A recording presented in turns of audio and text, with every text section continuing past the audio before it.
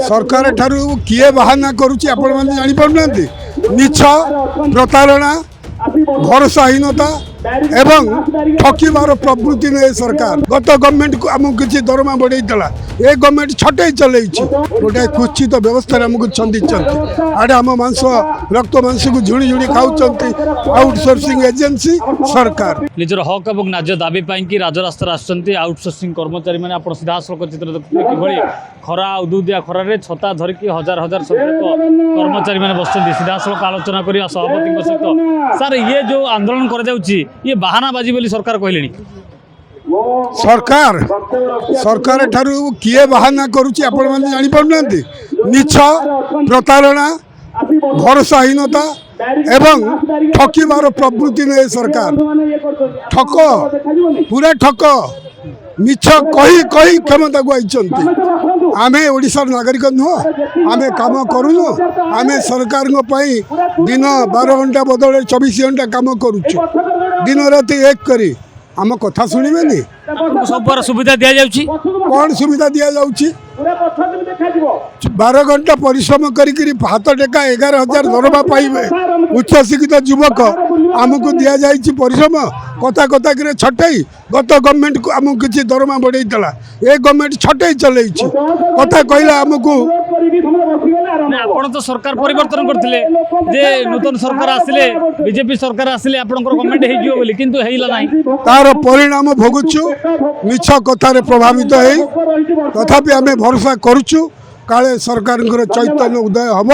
आमको डाकिबे आलोचना करिवे आम दुख दूर करिवे बीजेपी जेतेबेले विधायक विरोधी दल भूमिका नौला से कौटी ना कौटी आपण पाखक मोहन चरण माझी आसी प्रतिश्रुति देते जे सरकार न शुणिले ना आम सरकार को आसले आपण काम हम किंतु कुआड़ गला से कथा सबू प्रहेलिका प्रतारणा हो गला आमे दौड़ी दौड़ी अणनिश्वास हो गलु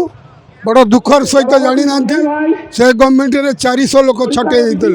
ये गवर्नमेंट रे 2 वर्ष भितर 4,000 छटे हेले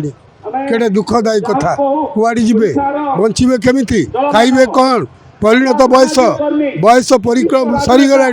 चाकरी करवा कौटी एंगेज हबार बयस अतिक्रांत हो गला गोटे कुचित व्यवस्था आमको छंदी आड़े आम मांस रक्त मांस को झुणी झुणी खाऊँ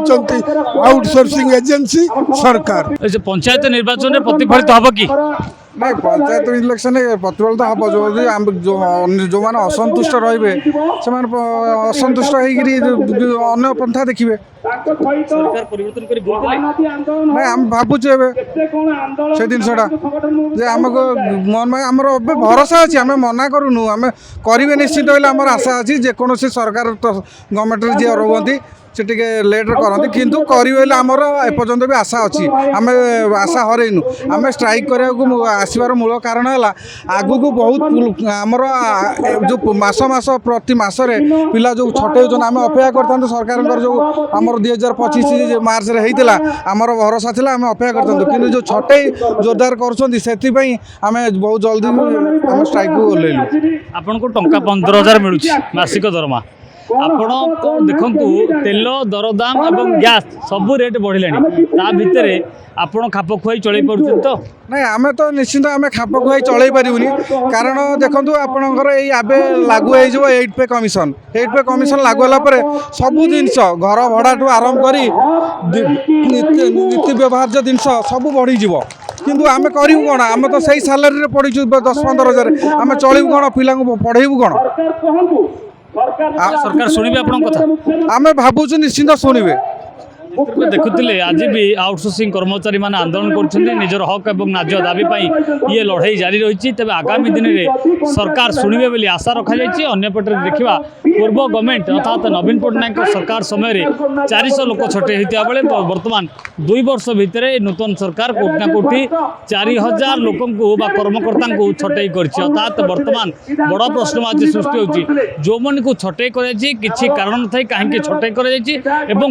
पुनः नियुक्ति करने सहित जो स्थायी नियुक्ति बोली जो प्रश्न उठीला पूर्व गवर्नमेंट रे वर्तमान सरकार ताकू शुणिबे ना नहीं ताकू नहीं बड़ प्रश्नवाची सृष्टि होते केबे सरकार एक कथा को गुरुत्वर सहकार नौचंती एवं एमानकर डिमांड बा दाबी को पूर्ण करचंती ताहा देखिबा को बाकी रहिला भुवनेश्वर ज्ञानप्रसन्न गुडुंक सह प्रियकांत साहू रियो न्यूज। जदि आपंक आम भिडी भल लगा तेब आम चैनल को लाइक शेयर और सब्सक्राइब करने को जमा भी भूलु नहीं।